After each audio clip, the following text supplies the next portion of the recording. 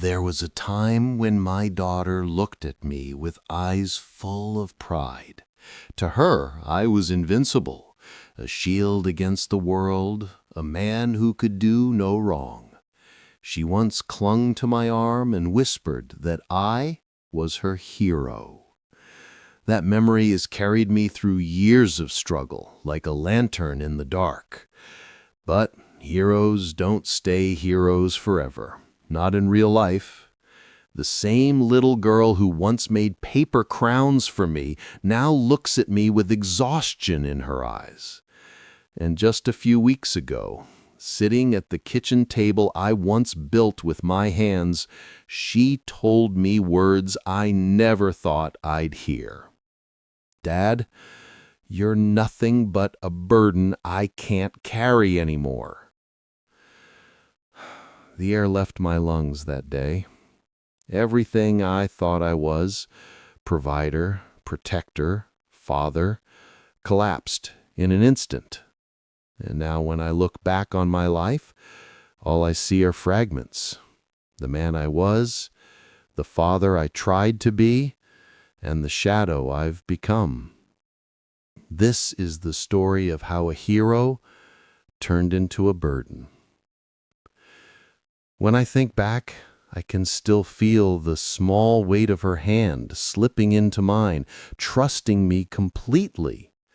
She was born on a rainy spring morning, and I remember the first cry that echoed in that hospital room. My whole world shifted in that moment. It was no longer about me. Every decision, every sacrifice would be for her. She grew up with little in terms of material wealth, but I tried to make sure she never felt poor.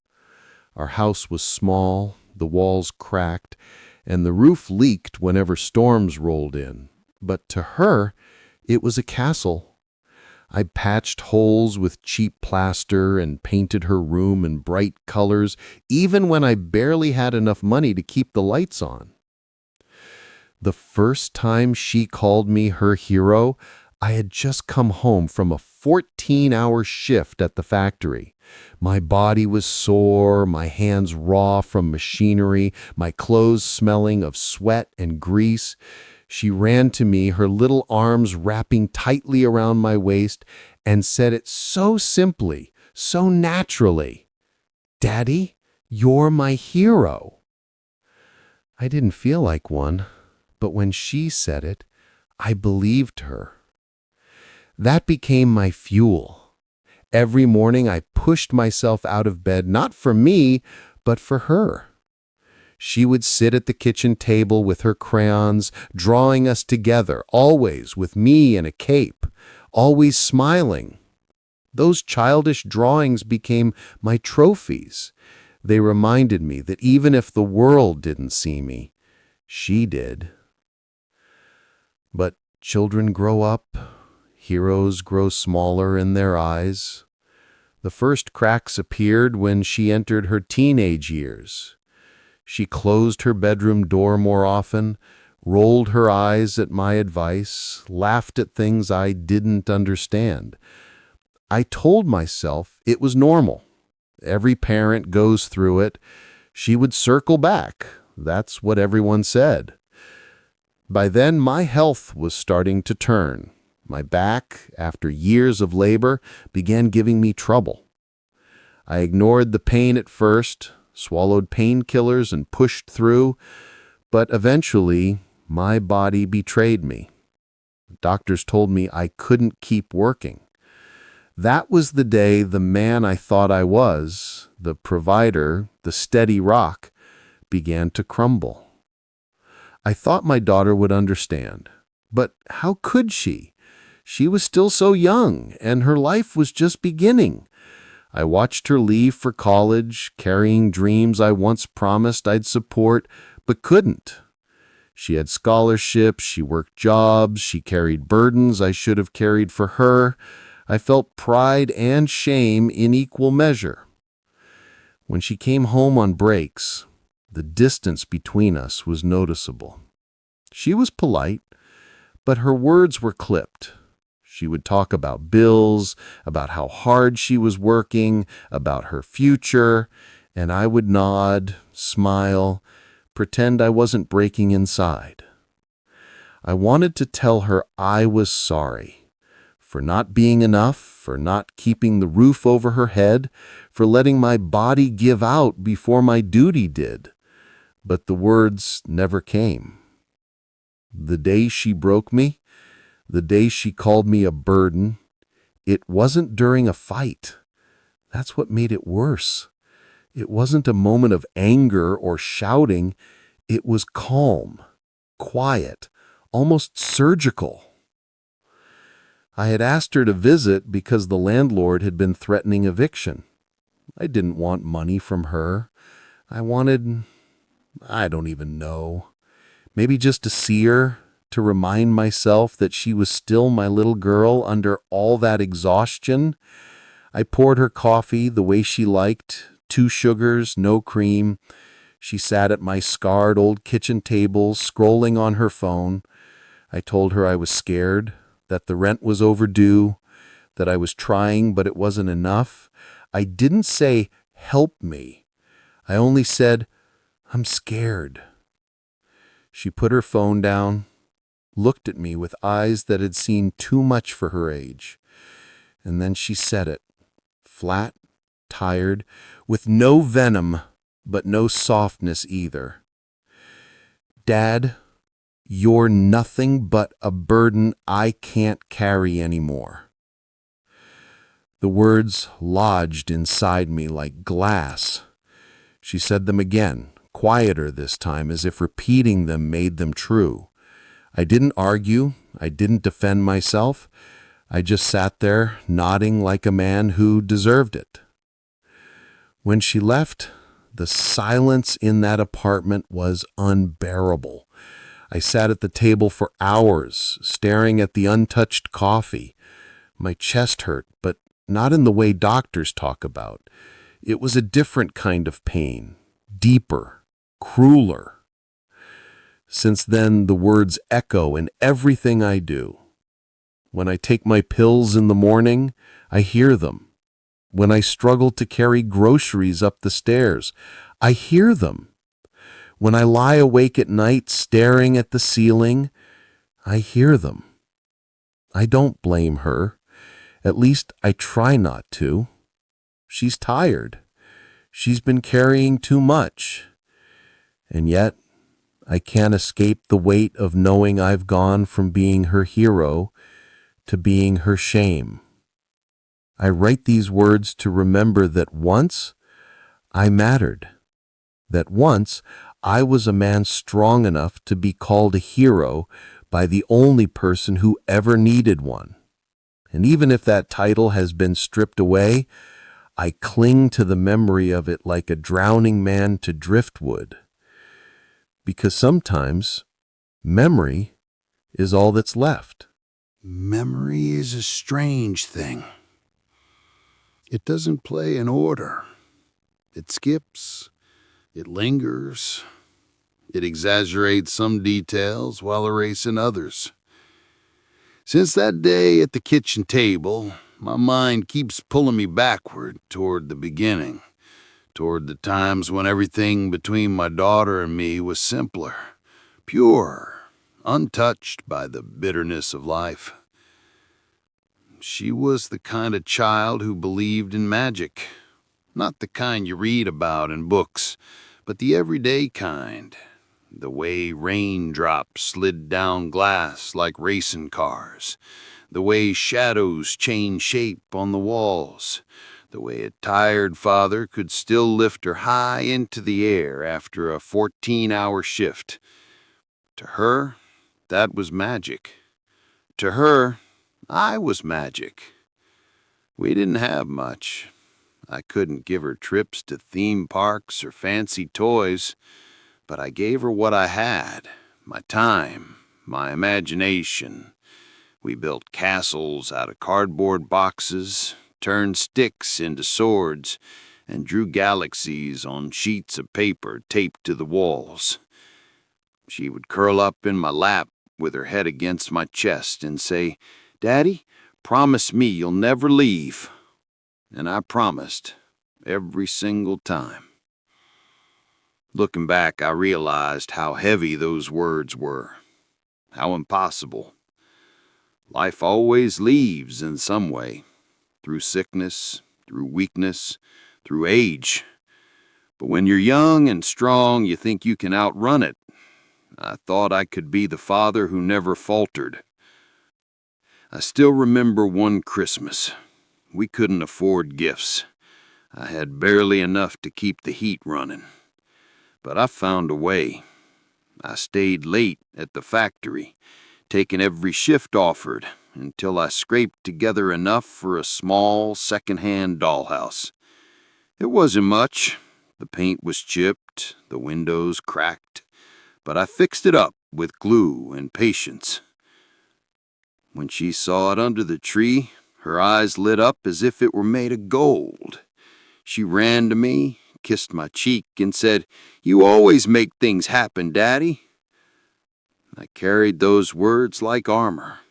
They kept me strong, even when the world was grinding me down. But time is relentless. Children don't stay children. Their eyes open wider. They begin to see the cracks in their parents. Her teenage years were the first test. She wanted independence, space, freedom. Suddenly my advice was outdated, my questions invasive, my stories boring. I told myself it was just adolescence. She'd grow out of it. But beneath that hope was fear, the fear that I was starting to lose her. I tried to hold on by working harder, but that was the cruelest irony, because the harder I worked, the less I was home. I missed school plays, parent meetings, birthdays. I told myself it was for her, that providing was love, but to a child, absence often speaks louder than sacrifice. Then came the injury. My back gave out. At first it was small, just stiffness, pain when bending. But it grew worse until one morning I couldn't stand up straight. Doctors told me I had degenerative issues from years of heavy lifting. Surgery was too expensive. Rest was the only prescription. Rest in a life where rest meant starvation. I lost my job, and with it, I lost the only thing that made me feel useful. I tried to hide my struggle from her, but children see more than we think. She began working part-time jobs in high school. She helped pay for books, clothes, small things I should have covered. I told her how proud I was, but inside I was bleeding. Fathers are supposed to carry the weight, not pass it to their daughters. When she went to college, I was both proud and ashamed. Proud because she was breaking free from the cycle of poverty that had bound me. Ashamed because I couldn't give her the push she deserved. She got there on her own, with scholarships, with sheer willpower. I wasn't her ladder. I was just the man watching from below.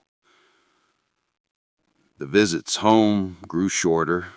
Her phone buzzed constantly, friends and studies pulling her away. She laughed less around me. Her eyes darted away when I spoke.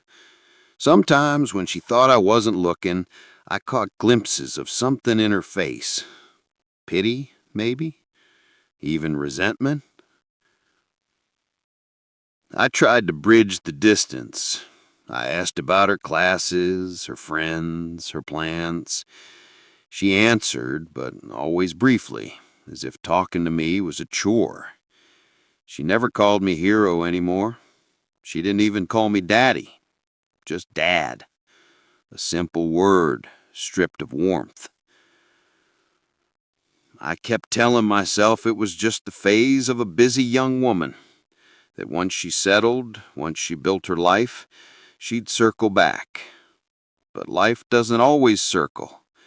Sometimes it moves in straight lines away from you. The first time she hinted at the word burden was during a winter break. She had just come home from a shift at her job. I had been sitting in the living room, the heating broken again, wrapped in a blanket. She looked at me shivering there and sighed. "You can't keep living like this, Dad." "I'm trying," I replied. "You always say that." Her tone wasn't cruel, but it was sharp. I wanted to tell her I really was trying, that every day was a fight just to keep going.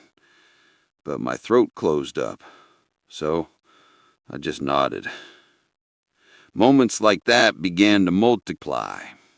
Comments about bills, about how much harder her life was because she had to pick up where I left off. She never said it outright, but the word hung between us, invisible yet heavy. Burden. I clung to the past to survive the present. I would sit alone and replay the old scenes in my mind. Her first steps, the way she clapped when I came home from work, the way she once said, "When I grow up, I'm gonna take care of you, Daddy." Those memories were like a warm blanket against the coldness of reality. But memory can only carry you so far. That Sunday afternoon at the kitchen table shattered the last of my illusions. She said the word out loud. She stripped it of its invisibility. And I realized something painful. The title of hero is temporary, fragile. You don't hold it forever. Sometimes you don't hold it at all. Now, every time I look at her, I see both the little girl she was and the weary woman she's become. And I don't know which hurts more, the fact that she changed or the fact that I didn't change enough to keep her love. Because love, I've learned, isn't just about what you give. It's about what you can still carry. And right now, she carries more than I do. That's the truth neither one of us can escape. The days after my daughter's words felt heavier than any shift I had ever worked in my life. There's no clock in or clock out when the burden you carry is inside your chest. I wake up to silence now. The kind of silence that doesn't just fill the room, it presses against you. Once, mornings meant the sound of my daughter shuffling into the kitchen, asking for pancakes or juice, her small voice filling the air with life. Now it's just the hum of the refrigerator, the creak of the floorboards when I drag myself to the kettle. My body has slowed down.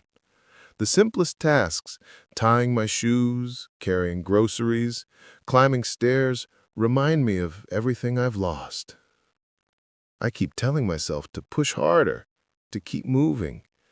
But age and pain win more often than I'd like to admit. My back feels like it's carrying decades of regret. I try to keep the apartment clean, but sometimes the dishes pile up. Sometimes the laundry sits unfolded. I tell myself it's temporary. But when you live alone, temporary has a way of becoming permanent. No one visits to see the mess anyway. Every so often, I catch myself glancing at the phone, waiting for her to call. Some part of me, foolish as it is, still expects her voice to come through, bright and warm like it used to be. "Hi, Daddy." But when it rings, it's never her. And when it doesn't ring, I tell myself she's busy, she's tired, she's building her life. The truth is, I'm afraid she won't call at all. I see other fathers with their grown children sometimes, at the grocery store, walking in the park. Their sons or daughters help them reach the top shelf, carry their bags, laugh at their jokes. I watch from a distance, and wonder if those children ever think of their parents as burdens. Or maybe they do, but they carry them anyway. There are moments when anger rises in me, anger at her words, anger at how quickly love turned into weariness. But anger never lasts long. It always dissolves into sadness, into guilt. Because she isn't wrong. I am a burden, in more ways than I'd like to admit. The hardest part isn't the loneliness, though. It's the memories. They come uninvited, striking like lightning in the middle of ordinary moments. I'll be making tea and suddenly remember her running barefoot through the grass, calling me to chase her. I'll be folding laundry and remember her tiny socks, the way I used to roll them into pairs while she giggled beside me. I'll be staring at the ceiling at night and remember the weight of her head on my chest as she fell asleep. And then I'll hear her voice again, that Sunday at the table. "You're nothing but a burden I can't carry anymore." The two versions of her collide in my mind, the child who called me a hero and the woman who called me a burden. Both are real. Both are her. And I'm caught between them, not knowing which memory to hold on to. I've tried reaching out to her since that day. I sent her a text once, just a simple "how are you?" but she didn't reply. Maybe she was busy, maybe she didn't see it, or maybe she saw it and didn't know what to say. The silence between us has grown into something solid, like a wall I don't know how to climb. Some nights I draft letters I never send, pages of apologies, explanations, memories. I tell her how proud I am of her, how sorry I am for not being stronger, for not giving her the life she deserved. I fold the letters and tuck them into a drawer. Maybe one day I'll give them to her. Maybe one day she'll read them. Or maybe they'll sit there until someone else finds them long after I'm gone. I wonder if she knows that everything I ever did was for her. That the nights I wasn't home, the birthdays I missed, the exhaustion she saw in my face, it was all because I was trying to give her more than I ever had. Does she see that? Or does she only see the man I am now, bent, broken, dependent? There's a kind of humiliation in needing help, in having to admit you can't stand on your own anymore. I feel it every time I fumble with bills, every time I have to ask the neighbor's boy to carry a heavy bag upstairs, every time I realize I can't fix what breaks in the apartment. I used to be the man who fixed everything. Now I'm the man who waits for someone else. But beneath the humiliation, there's something worse. Fear. Fear that when I'm gone, she won't remember me as the father who built castles out of cardboard boxes, who carried her on his shoulders, who whispered promises into her hair at night. Fear that she'll only remember me as the burden. I sit with that fear every day. It eats at me, gnaws at the edges of who I am. Some days I fight it by clinging to the past. I pull out the old photographs, the one of her in her first school uniform, grinning with missing teeth, the one where she's holding up a medal from her science fair, the one where she's asleep on my chest, drooling on my shirt. In those photos, she's still my little girl. In those photos, I'm still her hero. But photos are just paper. They don't change the present. They don't soften the words she said. I've started talking to myself more, out loud as if the walls could answer. Sometimes I pretend she's here. sitting across the table like she used to. I tell her about my day, about the aches in my body, about the dreams I still have, dreams of us laughing together again, dreams of her forgiving me. And in those imaginary conversations, she smiles. She calls me Daddy. She says she understands. But then the kettle whistles or the phone stays silent, and reality rushes back in. I'm not angry at her. I need to make that clear, even if she never hears it. I'm not angry. I love her. I love her more than I love myself. If carrying me is too heavy, I'd rather she put me down than break under the weight. That's what parents do. We sacrifice, even if it means sacrificing the last scraps of our pride. Still, love doesn't erase pain, and pain doesn't erase love. They sit side by side, fighting for space in the same tired heart. I don't know what tomorrow will bring. Maybe another day of silence. Maybe another memory that feels like a knife. Maybe, if I'm lucky, a call. But whatever comes, I'll keep holding on to the one truth I have left. Once, even if only for a little while, I was someone's hero. And no matter how the world sees me now, no matter how my daughter sees me, nothing can take that memory away. The words she said to me that day at the kitchen table did not fade. They clung to me, louder than the ticking clock on the wall, sharper than the silence that followed. You're nothing but a burden I can't carry anymore. I replayed them in my mind for nights afterward. They echoed in my sleep, jolting me awake. They followed me into the mornings when I struggled to dress myself, my hands trembling as I buttoned my shirt, my back aching with every movement. I wondered if she heard me groan sometimes, and whether that sound deepened her resentment. I began noticing the little ways she had grown tired of me. Her sighs when I asked her for help opening a jar.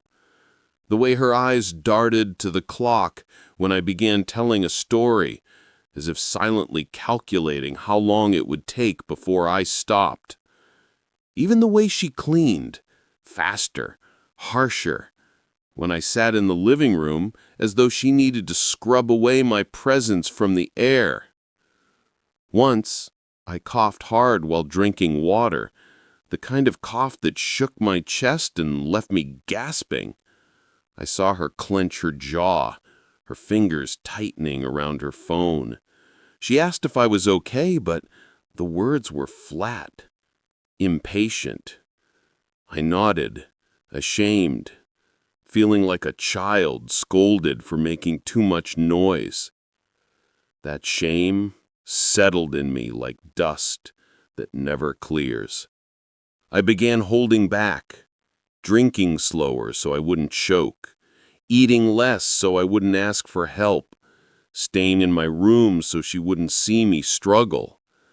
I thought maybe if I reduced the weight of my presence, she would stop seeing me as a burden. But the less I showed myself, the less she spoke to me, and the distance between us grew like a widening crack in the walls of this house. There were moments when I caught glimpses of the daughter I used to know. One evening, she came home tired from work and collapsed into the chair across from me. She didn't speak for a while. Then she looked at me, really looked, her eyes softening just a little. "Dad, I'm exhausted," she said, her voice breaking. I wanted to reach out, to remind her that once upon a time, she could tell me anything, that I used to be her safe place. I wanted to hold her the way I did when she was a child, when scraped knees or broken hearts were healed with nothing but my arms around her. But I didn't move.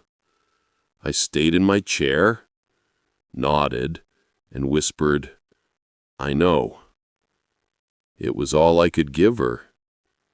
She got up a few minutes later and went to her room, the door clicking shut between us. Loneliness became my closest companion after that.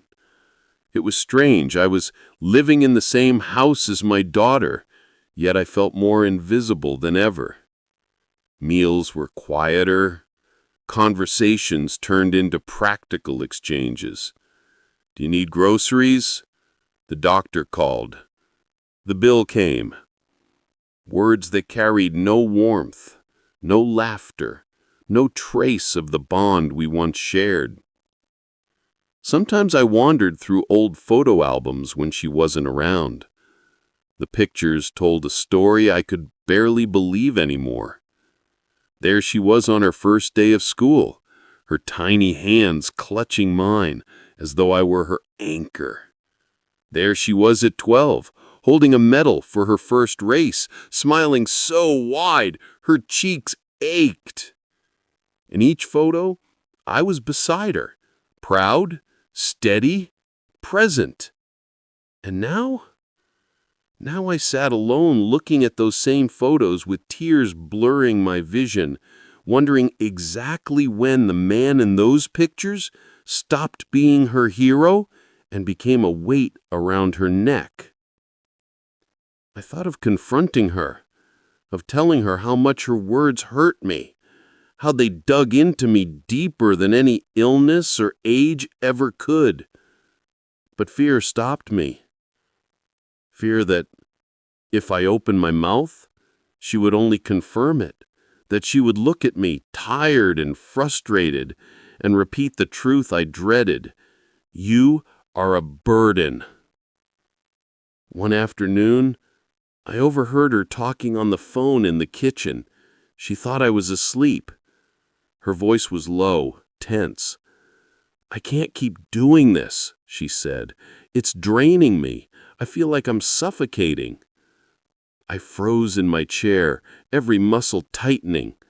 She was talking about me. I didn't need to hear the rest to know. My chest burned with shame. I stayed silent, breathing shallowly, waiting for her footsteps to fade. When I finally let myself move, I went back to my room and shut the door. I cried quietly, pressing my face into the pillow so she wouldn't hear. The worst part wasn't the pain. It was the guilt. The guilt of knowing that maybe she was right. Maybe I was too much. Maybe I asked for more than she could give. I hated myself for the dependency, for the way my body no longer obeyed me, for the endless needs that came with old age. I hated the reflection in the mirror, the bent man with gray hair and tired eyes staring back at me. Nights stretched into endless clocks. I replayed the past, searching for mistakes. Did I work too much when she was young? Did I miss signs that she needed me more than I realized? Did I fail to prepare her for the weight of caring for me one day? I tortured myself with questions that had no answers. Yet in the storm of regret, love remained. Despite everything, I loved her. Every sigh, every impatient glance, every cruel word, I took them, and still my heart held her as fiercely as it did the day she was born. That's the part she doesn't understand. She can call me a burden. She can push me away. But she will always be the piece of me I would never abandon. And so, I stayed.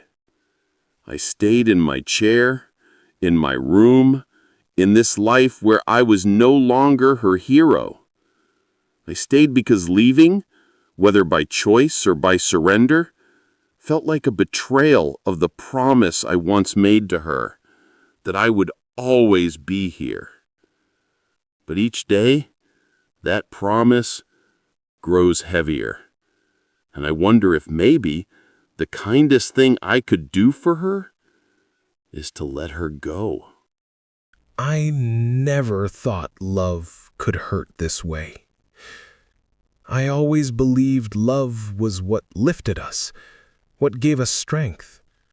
But when love is not returned, or worse, when it turns into resentment, it becomes a weight heavier than anything the body can carry.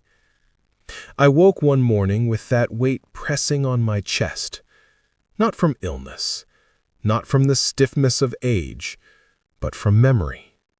I remembered her as a child, the way she used to run into my arms when I came home from work, shouting, "Daddy's here!" That memory was so sharp, it almost felt cruel now. The little girl who once waited at the window for me had grown into a woman who wished I wasn't here at all. I sat in bed for a long time, staring at the ceiling.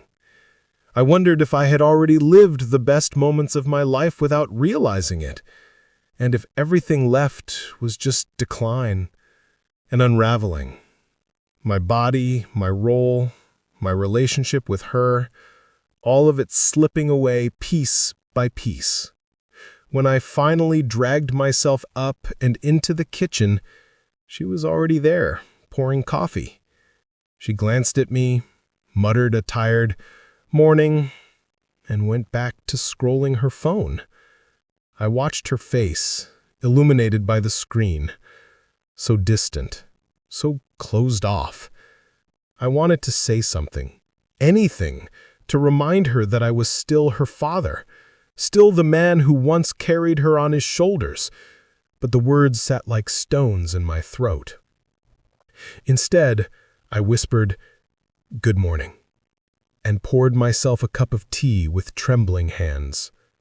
She didn't notice the tremor, or maybe she did, and chose not to acknowledge it. The silence stretched. It wasn't the comfortable silence of family. It was thick, suffocating.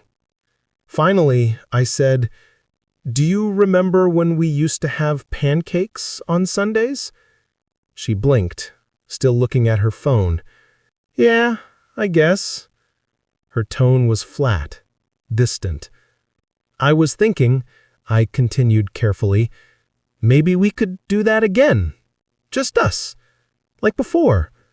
For a moment I thought she might smile, that maybe the memory would soften her. But instead she sighed. "Dad, I don't have time for that. I've got too much going on." The rejection was small, almost casual, but it hit harder than a blow. I nodded, forcing a smile that didn't reach my eyes. "Of course, I understand." She got up, grabbed her bag, and left for work, leaving me alone with my cooling tea and a silence that felt endless. That night, I lay awake, listening to the house creak and settle around me. My mind replayed the day over and over. I realized then that it wasn't just her words that hurt. It was the absence of the little things. No more shared laughter over burnt pancakes. No more long talks on the porch as the sun went down. No more moments where I felt like I mattered in her world. I began to fear that soon, even my presence would be erased, that I would sit in this house like a piece of old furniture, existing, but unnoticed. A few days later, we had an argument. It started small, like most arguments do. I asked her if she could help me with a bill I didn't understand. She snatched the paper from my hands, muttering, "You always mess this up." The words stung. I said quietly, "I used to handle all the bills, you know, for years." "Well, you can't anymore, and it's exhausting for me to keep cleaning up after you." I felt something inside me crumble. My voice broke as I said, "Do you really see me that way? As nothing but a problem for you to solve?" She froze, her face hardening. Then she said the words I dreaded most. "You are a problem, Dad. You've become a burden." The room spun. I couldn't breathe. Hearing it once was unbearable. Hearing it again in that cold, matter-of-fact tone felt like my heart was being torn apart. I wanted to shout, to defend myself, to remind her of everything I had done for her. The sleepless nights when she was sick, the sacrifices I made so she could go to school, the years of labor that broke my back just to keep food on our table. But I didn't. The anger in her eyes stopped me. Instead, I whispered, "I'm sorry." Her shoulders sagged, as if my apology only added to her fatigue. She left the room without another word, and I was left alone, staring at the bills on the table through a blur of tears. That night, I went outside and sat on the porch. The air was cool, the sky scattered with stars. I remember how we used to sit out there together, her small hand in mine as I pointed out constellations. She used to think I knew the names of all the stars. The truth is, I only knew a few, but I invented names just to make her laugh. She'd gaze up at me, eyes wide with wonder, believing every word. To her, I was the man who held the sky. Now, I couldn't even hold her trust. I thought of leaving then, not forever, just for a while. Maybe if I gave her space, she would remember what I meant to her. Maybe absence would rekindle something presence had smothered. But where would I go? This house, despite all its silence and pain, was still the only place that tied me to her. So I stayed. I sat on that porch until the cold seeped into my bones, until my hands stiffened and my breath grew shallow. I stayed because leaving felt like surrender, and I wasn't ready to surrender. Not yet. But inside, a quiet fear grew stronger, that the daughter who once called me her hero was gone forever, and all that was left was this weary stranger who saw me as nothing more than dead weight. The silence between us stretched longer with each passing week.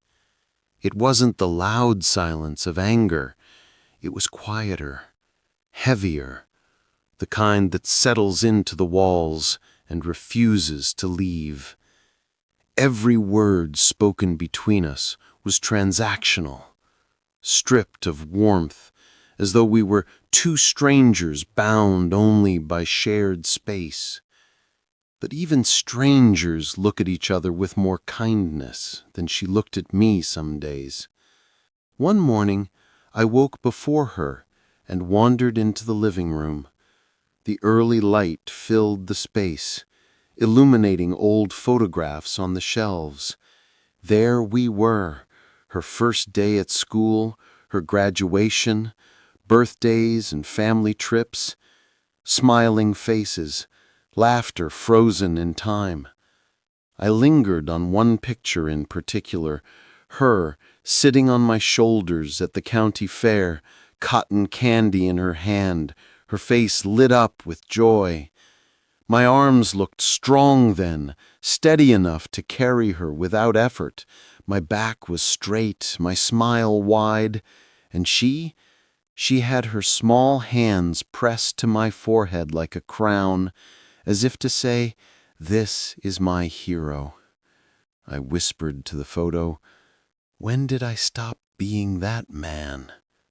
Of course, the photo had no answer. It never does. But deep down, I knew. Time had eroded me. Slowly, quietly, my hands grew unsteady, my body weaker, my mind slower. And while I was busy fighting the battles of age, she was carrying her own battles, responsibilities, pressures, exhaustion. Somewhere in the middle of it all, the bond we once had cracked. That morning, when she came down, I decided to try one last time. My voice was quiet, almost timid. "Do you remember that fair?" I asked, holding the photo. She glanced at it briefly and nodded. "Yeah, I was like, what, 7? 6, I corrected softly. "You made me go on the Ferris wheel even though I was terrified of heights, and you kept saying, 'Don't worry, Daddy, I'll protect you.'" For a brief second, I thought I saw her smile, the faintest shadow of a smile, but it was gone as quickly as it came. She said, "We had good times," her voice flat, as if she were commenting on something that belonged to another lifetime. I set the photo down carefully. I know I'm not the father I used to be. I know I've become difficult to live with, but I never wanted to be a burden to you. My throat tightened. I just wanted to still be your dad. She sighed, running a hand through her hair. "Dad, it's not that simple. I have work, bills, my own life to handle. Taking care of you, it's just a lot." Her words weren't cruel this time. They weren't sharp. They were weary, honest, heavy with the weight she carried. And in that moment, I realized maybe it wasn't hatred she felt. Maybe it was exhaustion. Maybe her anger was the language of someone drowning, someone who didn't know how to ask for help. "I know," I whispered. "I see how hard you're trying, and I'm sorry I've made it harder. I never wanted my love to turn into your burden." For the first time in months, her eyes softened. She sat down across from me, the silence different this time, less hostile, more fragile. We sat like that for a long while, saying nothing. Later that evening, she knocked on my door. It was such a small thing, but it startled me. She hadn't knocked in months, only barged in or avoided me altogether. She held a plate of food, awkwardly. She said, "I made extra pasta." I took it, my hands shaking slightly. "Thank you." We didn't eat together, but still, it was something. A small bridge over the distance. The days that followed didn't change everything. She didn't suddenly start calling me her hero again. She didn't suddenly look at me with admiration or pride. But she sat with me a little longer in the evenings. She asked if I needed anything before she left for work. She didn't sigh as often when I needed help. And I learned to say less, to need less, to treasure the moments when she showed me even the smallest kindness, because they reminded me that somewhere inside her, buried under the exhaustion and the resentment, was still the daughter who once saw me as her protector. I don't know what the future holds. Maybe time will heal what's been broken. Maybe it won't. Maybe I'll leave this world never fully knowing whether she forgave me for becoming old, for becoming less than I once was. But what I do know is this: I will never stop loving her. Even if I am a burden, even if I am forgotten, even if she never calls me her hero again. A father's love doesn't fade when his crown falls. It lingers, stubbornly, in the quiet corners of the heart, even when no one sees it. So if I leave her with anything, let it be this truth: I was proud to be her hero once. But even as nothing more than a burden, I am still proud to be her father.